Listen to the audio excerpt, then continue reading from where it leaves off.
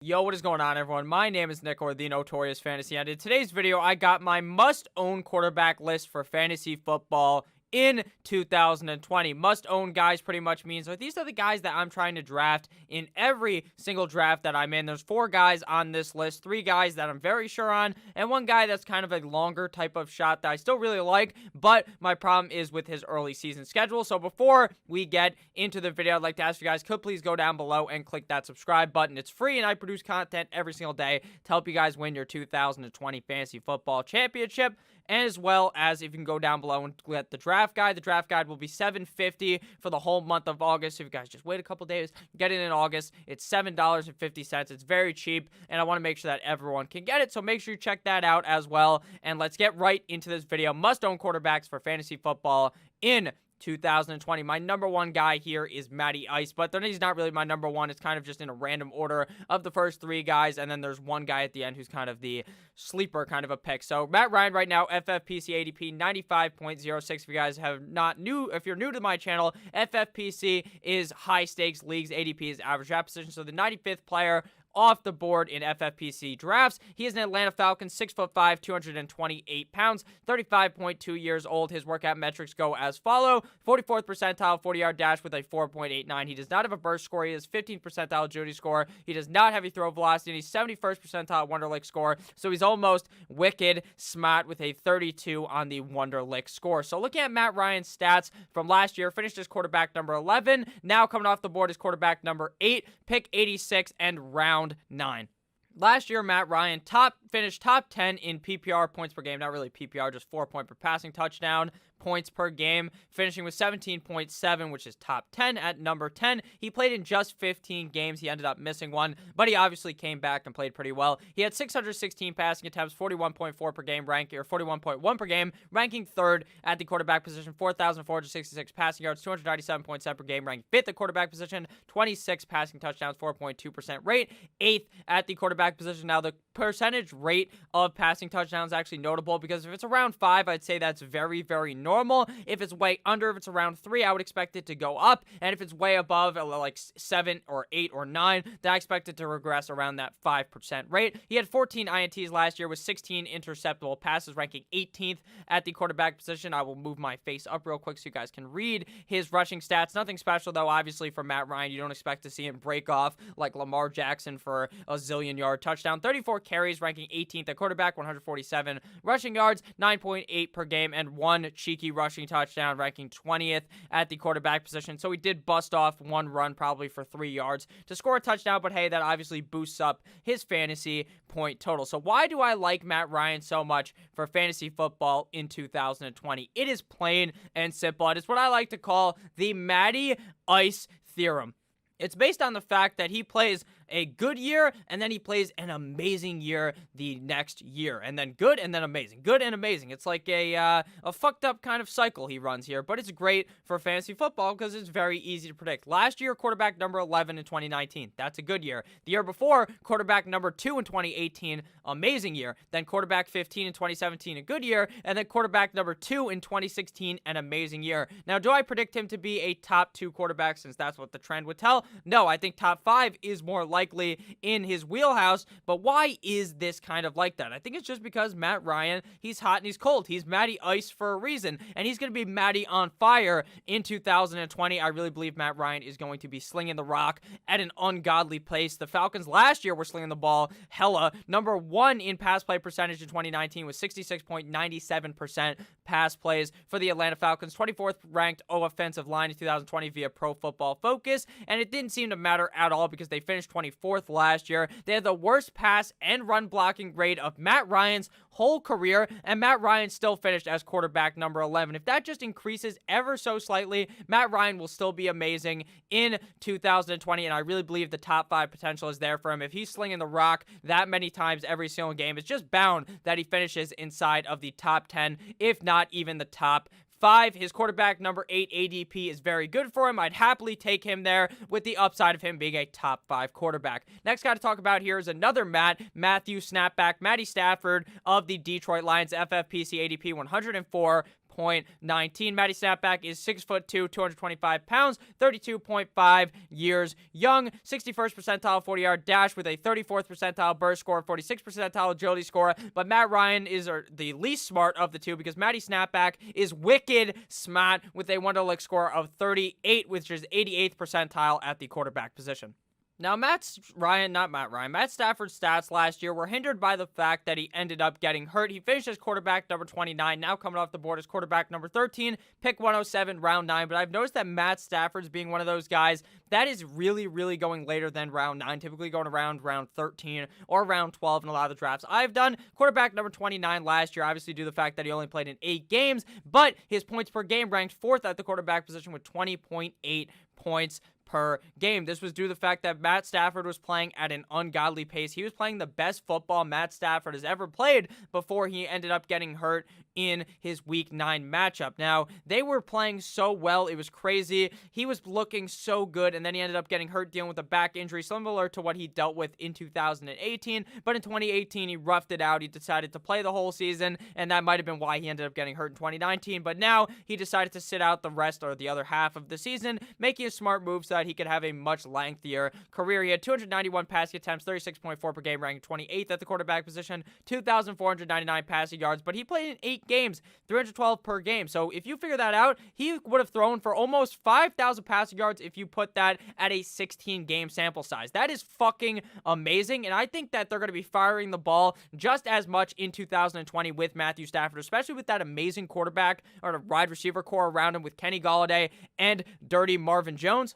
But he's only dirty because he misses a couple of games and does you dirty every single year. 19 passing tutties last season for Matty Snapback, which would be 38 had it have been a whole season sample size of that. 6.5% rate, 24th at the quarterback position. He only threw 5 INTs, so he was very, very accurate last season. His rushing yards are so bad that you won't even have to read it on the screen. 20 carries, 34th at quarterback, 66 rushing yards, 29th at quarterback, 0 rushing touchdowns, and 8.2 rushing yards per game. But when you're drafting Matthew Stafford, you're not looking for some amazing rushing upside. You're looking to see what the man can do with his arm. So if we look at Matthew Stafford right now, 16th ranked O-line via Pro Football Focus, and he finished as the 11th offensive line last season. So the offensive line was pretty good last year, and having just an average offensive line is so much better than you would think. If they were a back half line, if they were like ranked 29th, I'd be very fucking scared for Matthew Stafford, considering there is worry for him to get injury, but we're going to kind of debunk that after this slide. But he is going to be good in 2020. I believe he is fine behind this offensive line. He's going to be slinging the rock just like he did last season. His first 8 games run pass split with Stafford, which is all the way up until week 9, and he was balling out before he ended up getting hurt up against the Oakland Raiders. They had a 60% pass to 40% run split, which is very good, obviously, for the quarterback when you want them to be airing the ball out a whole bunch, and especially adding in a running back next to Kerryon Johnson with DeAndre Swift. I really think that they may not even be running the ball with him. They're probably going to be dumping it off to him since he kind of has that Kamara type of kind of build where he can run out of the backfield, become maybe the third wide receiver on the team in certain scenarios. So Matt Stafford, we're going to debunk his injury kind of concern. He's deemed as a low injury risk via Sports Injury Predictor. Pretty reliable. Chances of injury 2020 is just 24.2%, which is underneath, which would rank obviously under the low injury risk. Projected game miss for 2020 is just 0.1, and his durability is from a scale of 0 to 5. 5 is most durable. He's at a 6. He breaks the fucking scale. That's how durable Matthew Stafford is. I am not really too worried about the injury affecting him since it'll happen about halfway through last season, so he should be good to go for week 1, ready to fire the cannons yet again. If you guys have enjoyed this video thus far, please make sure to click that subscribe button down below. Like I said at the beginning of the video, I produce content every single day to help you guys win that 2020 Fantasy Football Championship. So the third player here is the guy going earliest out of all of these guys, and that's quarterback Josh Allen of the Buffalo Bills, FFPC ADP 86.63. Josh Allen, obviously a Buffalo Bill, 6'5", 237 pounds, out of Wyoming, 24.2 years old, 76th percentile 40-yard dash, but Josh Allen can actually get it running, not like Lamar Jackson, but he does obviously run out of the pocket and get you some solid yards, which is obviously a boost for fantasy football. I know the first 2 guys we talked about are non-mobile quarterbacks. They just kind of sit in the pocket like a statue, whereas Josh Allen runs out of there and tries to scramble for his life, so he obviously will have higher rushing kind of workout metrics, 81st percentile burst score, 71st percentile agility score, 100th percentile throw velocity. This guy's throwing fucking cannons, piss missiles out of his hand, 62 mile per hour throw velocity, and he's also wicked smart, 84th percentile Wonderlic score with a 37. Now, Josh Allen finished last year as quarterback number 7, now going off the board as quarterback 7, pick 71, and is a 6th round pick, kind of going behind those mainstay guys. After you see after you see Pat Mahomes and Lamar Jackson come off the board, he's kind of going around that middling quarterback kind of range with Deshaun Watson, with Russell Wilson, Dak Prescott,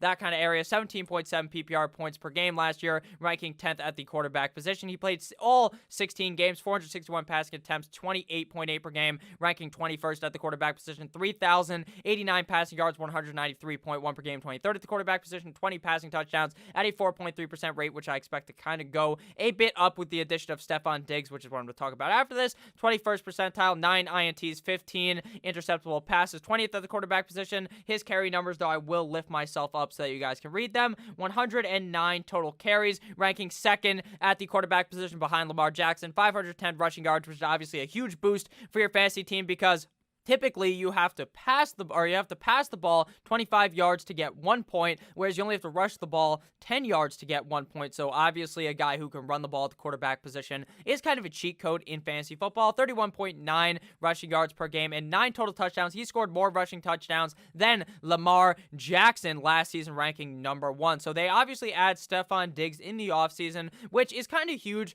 for Josh Allen. Obviously, last year he had John Brown. John Brown's still a solid wide receiver, and Cole Beasley, but now they add in Stephon Diggs, who's the mainstay one for that team. I don't necessarily think Stephon Diggs is going to have the most amazing 2020 fantasy football season, but I do think that helps Josh Allen with a real safe guy that he can throw it to. Now, I understand there's a huge gripe with Josh Allen, and that's the fact that this guy does the fuck it. He's out there somewhere, heaves it down the field, and the guy's wide open, and he just throws it like 20 yards above him because the guy just has a cannon for an arm. He has, I don't even know. He's like one of those that picture of Family Guy where Quagmire's just cranking off to some porn in his room for like fucking weeks, and he comes out jacked looking like Popeye with one arm. That's what Josh Allen's arm is. He just throws missiles out of it, and so that's going to happen, but I think if he can learn to control that arm a bit better, we could see a much better and much improved Josh Allen in 2020. I expect that to get better every single year for Josh Allen. I expect him to be the future quarterback, the franchise quarterback of the Buffalo Bills. 18th ranked offensive line via Pro Football Focus. They finished 21st last season, which is kind of crazy since they were ranked 31st in 2018. They went from being second